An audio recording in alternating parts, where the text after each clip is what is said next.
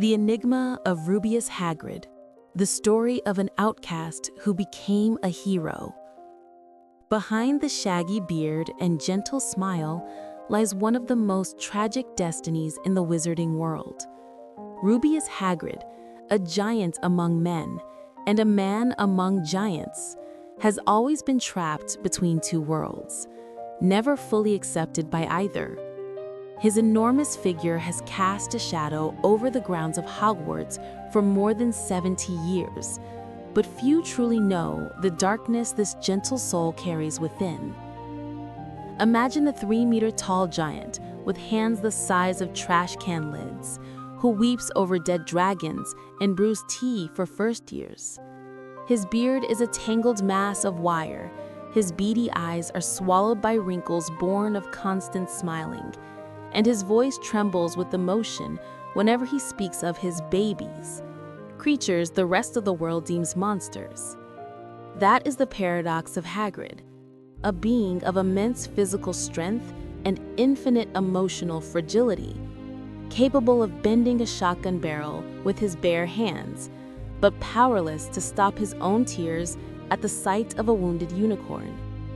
A childhood in ruins. His story begins with the betrayal of his closest kin.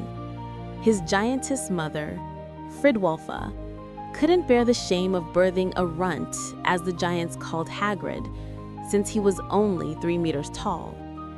In the world of giants, where the average height is 6 meters and respect is measured in brute force and size, Hagrid was an object of scorn, a living reminder of an unclean union with the human. Fridwulfa abandoned the family when Rubeus was only 3, leaving the little half-giant in the care of his wizard father, a man of ordinary stature who had to stand on a stool to embrace his own son. Hagrid's father remains a mystery, yet what little we know paints him as an extraordinary man. To love a giantess was already to take on the mantle of outcast. He raised his half-blood son alone in a world where such children were seen as a curse. Each day was a battle, to find clothes that fit, enough food to sate a giant's appetite, and some way to shield the child from the stares and whispers of neighbors.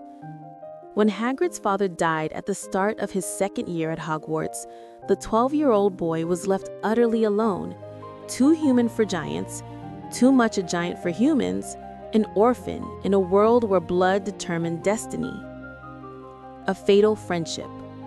The year is 1943. The Chamber of Secrets is opened. Hogwarts falls into panic.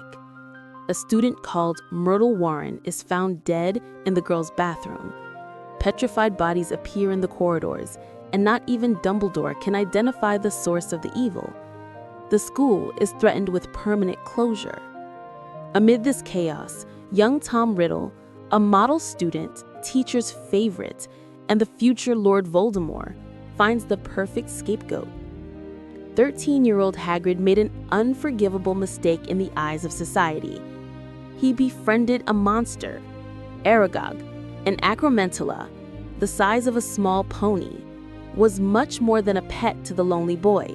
He was a friend, a confidant, a creature that never judged him for his origin.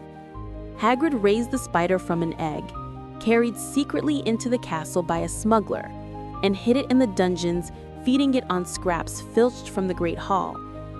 For a boy branded a monster his whole life, friendship with the genuine monster was an act of embracing himself. Tom Riddle knew of Hagrid's weakness for dangerous creatures.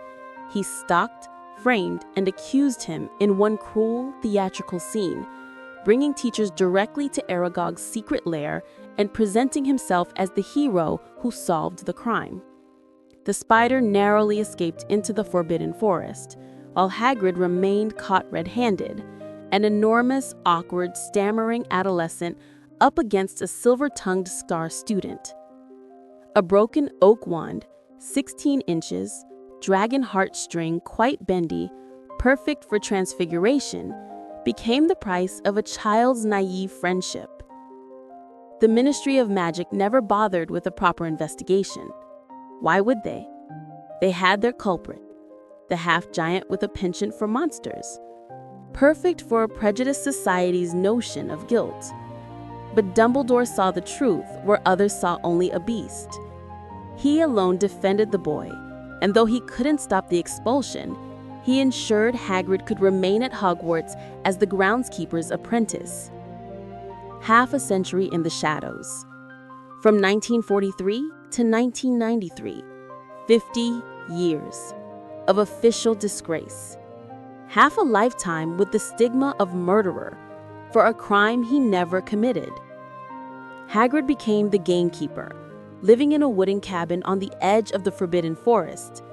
A single room big enough for his enormous bed, a table and chairs that creaked under his weight. Smoked meats hung from the ceiling, an arbalest stood in the corner, and mole-hide curtains covered the windows. This was an exile's refuge, a hideaway from the world that had spurned him. His only companions were magical creatures, misfits just like him. Fang, the cowardly boarhound, hid under blankets at the slightest hint of danger, but stayed loyally by Hagrid's side through long, harsh winters. Aragog, ensconced in the darkest reaches of the forest, started a family. Hundreds of acromantulas came to call Hagrid their father's friend. Centaurs, proud and wary of men, tolerated Hagrid and occasionally shared the ancient wisdom of the stars. Unicorns let him approach, sensing his pure heart.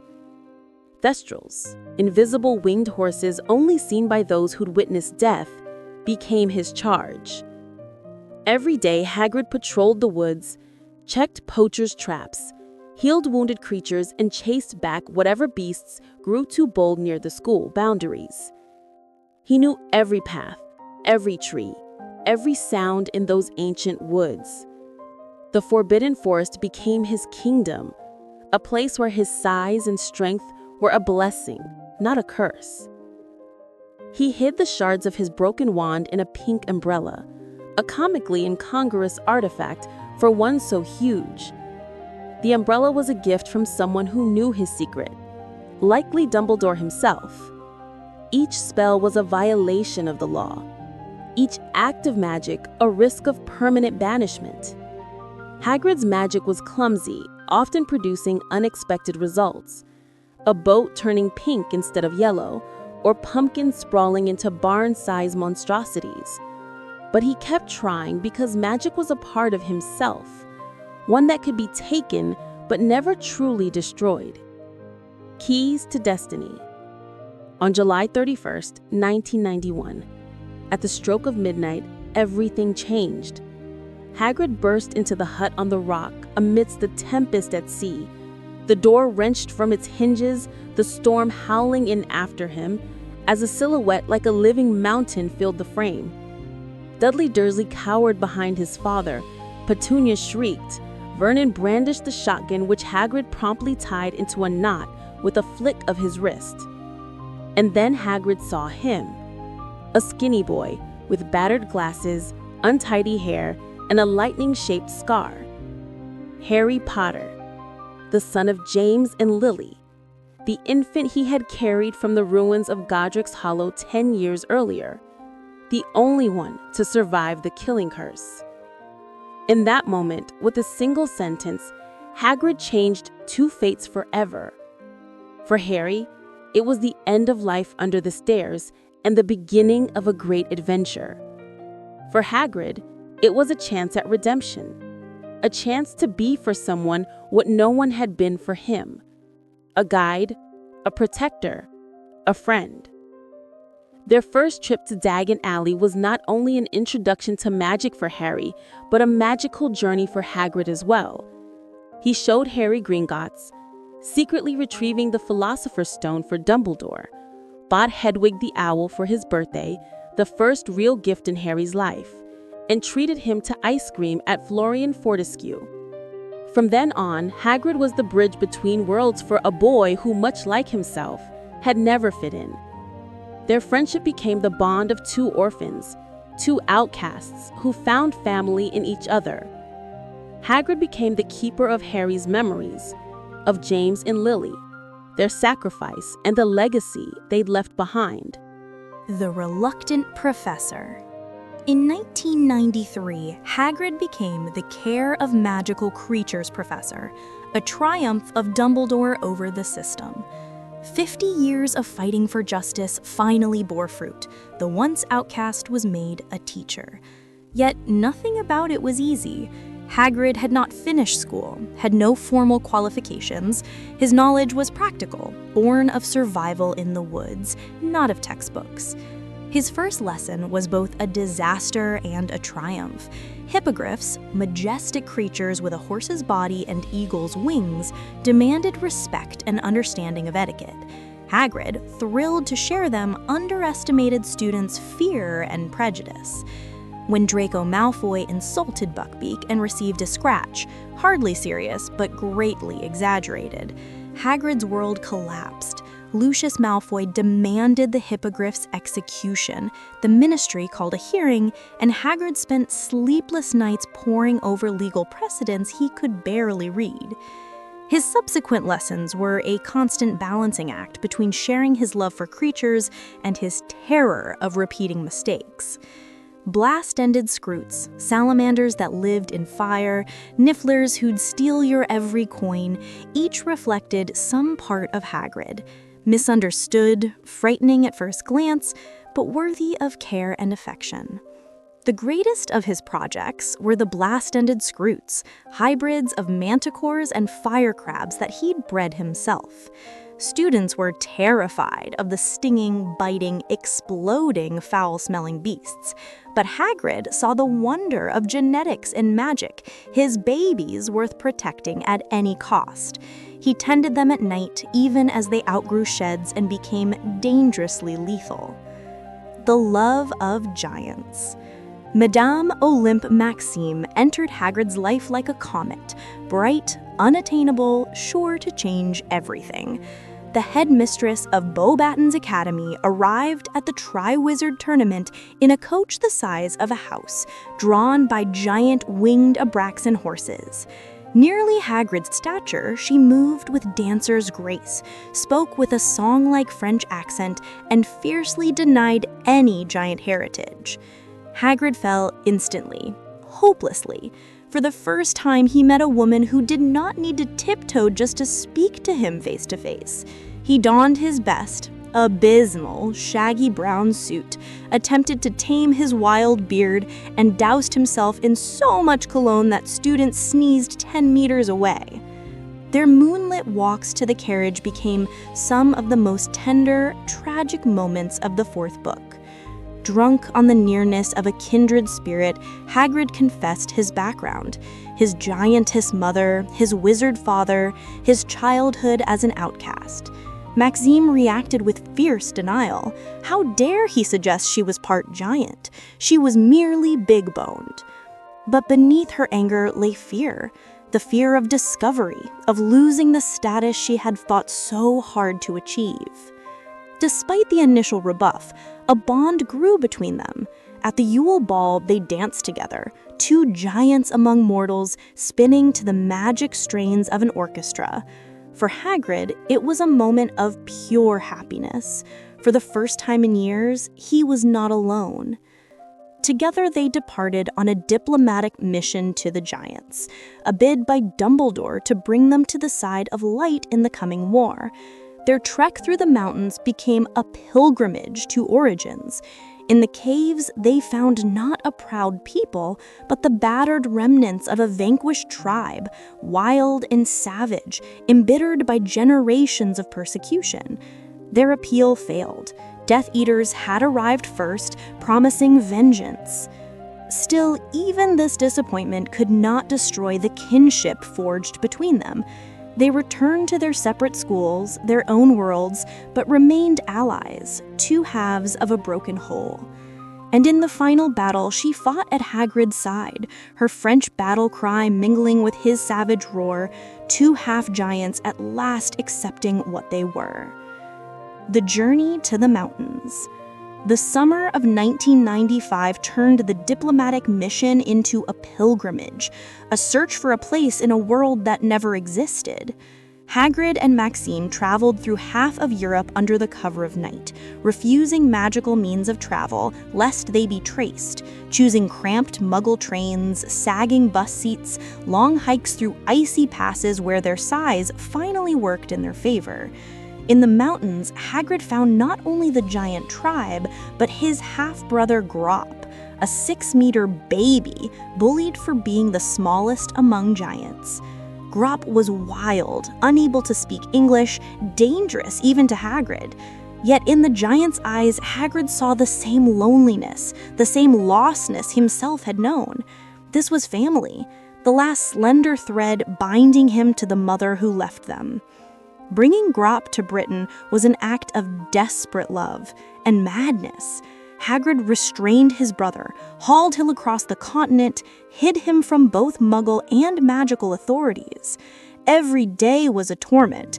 Grop frequently broke free, smashed everything in sight, howled so loud as to start avalanches. Maxime assisted, but her eyes often questioned whether the struggle was truly worth it.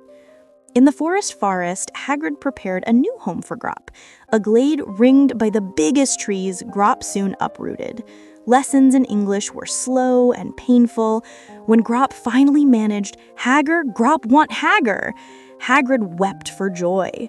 His was a salvation project, a desperate attempt to prove that even the wildest heart can learn to love. Dark suspicions. Hagrid's behavior during the war raised questions which fans have debated for decades.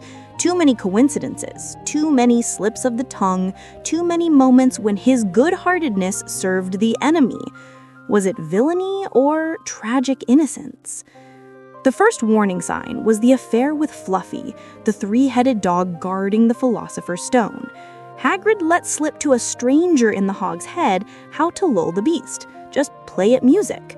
The stranger, it turns out, was Voldemort, disguised as Professor Quirrell. But how could Hagrid have known? For him, it was just a friendly evening, a conversation over fire whiskey, a swap of dragon stories. The stranger even gave Hagrid a dragon egg, his lifelong dream. How could Hagrid suspect duplicity in such apparent generosity? The plan of 7 Potters, the great escape from the Dursleys, was to be secret. 7 members of the Order drank Polyjuice Potion, each becoming a copy of Harry. But the enemy knew the plan and lay in wait. It was Hagrid, riding Sirius's motorcycle with the real Harry, who called Harry's name aloud when the attack began. Panic or a signal? Stranger still, the Death Eaters struck at everyone else with deadly curses, yet hardly targeted Hagrid, the hulking, lumbering target impossible to miss. They aimed for the motorbike, for Harry, but not for Hagrid. Was it just orders from above, or did they know something we don't? The friendship with the acromantulas brought disaster during the Battle of Hogwarts. The giant spider army, Aragog's descendants, attacked the castle's defenders. Friend and foe alike fell to them, except Hagrid, who passed unharmed while others fought for their lives. Did he possess the magic of friendship, or was it something more sinister? At the war's climax, Hagrid was captured by Voldemort in the forest. How? Hagrid was stronger than a troll, his skin proof against most spells, his knowledge of the woods unmatched, yet there he was, bound at the Dark Lord's feet. And when Harry marched to meet death, Hagrid alone witnessed it. It was he who carried Harry's dead body from the woods, crying so loud that his grief echoed across the whole battlefield. Voldemort used this, forcing Hagrid to carry Harry's body as a banner of defeat. But perhaps it was all part of a plan. Perhaps Hagrid knew more than he let on.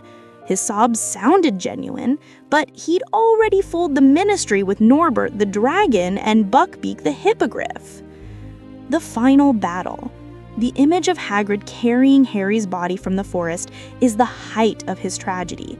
The weeping giant, broken over the boy he'd ushered into the magical world, created a vision of grief almost biblical in its force. But that was also the moment of his greatest strength. When Harry sprang back to life and renewed his struggle with Voldemort, Hagrid's roar of joy became the rallying cry of the resistance. With that shout, "Harry, he's alive!" he turned despair into rage, defeat into victory. He fought like a berserker out of legend, hurling Death Eaters like dolls, smashing Inferi with his great club, bellowing louder than the most violent spells. When Grop joined the fray, the half-brothers became an unstoppable force, using not intricate magic, but primal strength and the fury of those who have nothing left to lose. In the aftermath, Hagrid was among the first to embrace Harry, a friendship forged from their very first meeting on that windswept rock, now sealed with triumph. Harry's ribs might have cracked in the embrace, but he didn't ask for release. In that hug was the family they'd built together. A lifelong epilogue.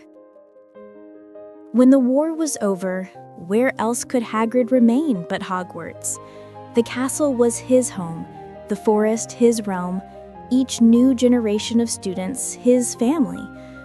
He continued to teach care of magical creatures, his lessons as wild and dangerous as ever, but now with the wisdom of one who had survived hell with his kindness intact. He greeted Harry's children on platform 9 3/4, just as he'd welcomed their father so many years before. To James Sirius, Albus Severus, and Lily Luna, he was Uncle Hagrid, the kind giant who dispensed questionable cookies and tales of their parents' escapades. He never spoke of the dark days, of betrayals and loss. He kept the bright memories for them. Graup, after many years of tutelage, became almost civilized, helping Hagrid in the woods, learning to form simple phrases, even making peace with the centaurs once he'd stopped pulling their tails.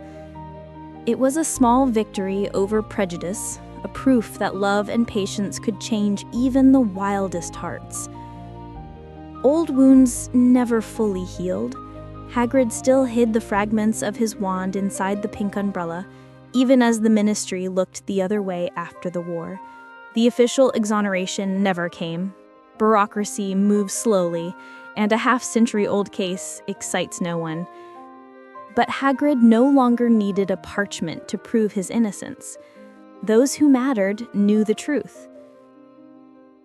Sometimes in the deep of night, he still visited Aragog's grave in the forest. The great spider had died of old age before the final battle, and Hagrid buried him with all the dignity he could muster.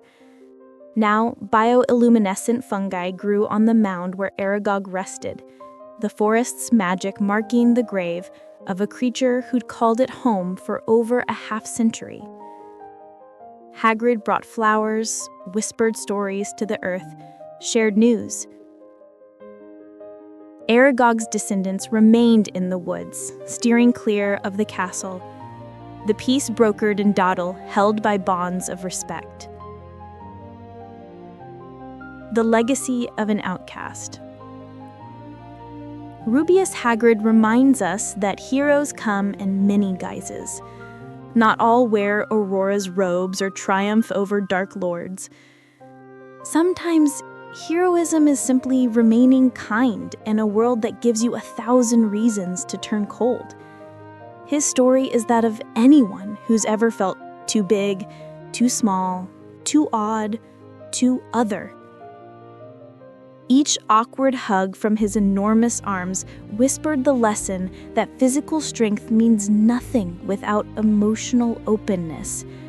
Each tear over a wounded unicorn laid bare compassion in a world obsessed with power. Each clumsy spell from a broken wand was an act of defiance, a resistance to a system intent on breaking the spirit, not just the wood. Hagrid taught generations to look for beauty among monsters, not only literal beasts like dragons and hippogriffs, but also within themselves. Neville Longbottom, who often felt squib-like among wizards, found comfort in Hogwarts greenhouses, inspired by Hagrid's example. Luna Lovedoug, with her Thestrals and imaginary friends, saw in Hagrid a kindred spirit, someone for whom the invisible and unbelievable were utterly real. His influence reached far beyond Hogwarts. After the war, many half-bloods and Muggleborns began to speak openly about discrimination, encouraged by the example of a half-giant who never really tried to hide what he was. New organizations formed for the protection of magical creatures, laws were challenged, and at last, the Ministry established a department for the rights of sentient beings, not just control. The Giant's philosophy. Hagrid's philosophy is at once simple and revolutionary. Every being deserves a chance. This notion, so naive on the surface, is a radical challenge to the wizarding world's hierarchy of blood, strength, and purity. Hagrid never read philosophical treatises or studied moral theory, but he arrived at truths scholars feared to utter. His lessons were not just about magical creatures. They were courses in practical empathy. Students bowing to a hippogriff learned respect for the different. Those overcoming repulsion to slugs and spiders vanquished their own prejudice. Each beast in Hagrid's care was a metaphor. Werewolves for social outcasts, burdenless secrets, centaurs for a proud people whose wisdom was ignored, house elves for slaves so inured to servitude they feared freedom. Hagrid never preached, he lived his convictions. He fed creatures capable of eating him, shielded those who could never defend themselves, loved beings who couldn't love him back. It made him both a saint and a fool in the eyes of the pragmatic world. The secrets he'll take with him. There are things Hagrid will never reveal. What he felt as he carried baby Harry through the rubble of Godric's Hollow past the bodies of James and Lily. How he survived his early years, expelled from school, deprived even of magic. What he and Aragog discussed in the woods all those decades. Some say Hagrid knows more real magic about beings than any academic wizard. His knowledge was not systematic, never written down, but it was deeper than theory. He sensed magic instinctively. How dragons breathe before they flame, what song unicorns favor, the inner language of acromantulas. Such knowledge dies with him, impossible to write, only to experience. Hagrid also holds the secrets of others. How many students over the years have turned to him not for tea, but comfort? How many hidden romances, family dramas, terrors, and hopes were whispered under the slanted roof of his hut? His hut was Hogwarts' confessional, a place where tears could flow without shame, where a huge man with a child's heart would never judge, always understand. Rowling never wrote Hagrid's death, and fans have spun thousands of tales about his last days. In some, he dies heroically, defending a new generation against fresh darkness. In others, he drifts away peacefully in his hut, ringed by creatures come to bid farewell. In some others, he disappears into the forbidden forest, merging with the ancient magic within. But the most beautiful version is the one where Hagrid never dies at all. Giant blood grants a long life, and he endures, the last witness of great war, the keeper of memories of the boy who lived. New generations come and go, but Hagrid remains, a constant in a changing world, a beacon of kindness in a storm of change. By 2091, students still glimpse the huge form crossing the grounds at dawn, still hear the call, "First years, this way." His beard now fully gray, shoulders stooped by years, but eyes no less merry, brimming with unconditional love for a world that so long rejected him.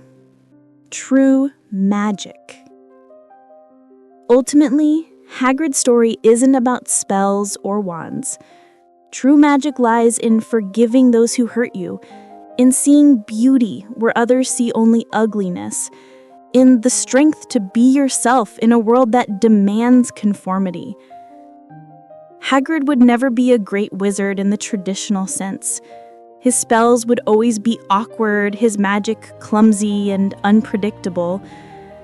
Yet he achieved what no archmage ever could, remaining human, even if part giant, amidst inhuman circumstances. Every time a Muggle child discovers they are a wizard, there is a little of Hagrid in that moment. Each time someone stands up for a helpless creature, that is his legacy. Each time love conquers prejudice, Hagrid is invisibly present. His pink umbrella with the broken wand hidden inside is the symbol not of a broken life, but one unbowed. His hut at the forest's edge shows that home is where you are loved, even if those who love you have 8 legs or 3 heads. His massive hands, as capable of destruction as of gentleness, embody the choice between might and kindness. Hagrid's message. If Hagrid could speak to us, readers and watchers of his story, what might he say? Probably something as simple and profound as everything he ever did. You know, I don't understand a lot about this world. Don't get why people hate those who are different. Don't understand why fear is stronger than curiosity. Don't get politics, intrigues, or complicated plans. But I do know one thing. Every creature in the universe wants just one thing: to be understood, to be accepted, to be loved. And if you can give that to someone, be they a person, a giant, a dragon, or a spider, you make the world a bit better. And that, I reckon, is true magic. Rubeus Hagrid, keeper of keys and grounds at Hogwarts, professor of care of magical creatures, half-giant, friend, hero. The man with the biggest heart in all of magical Britain. And that is more than enough.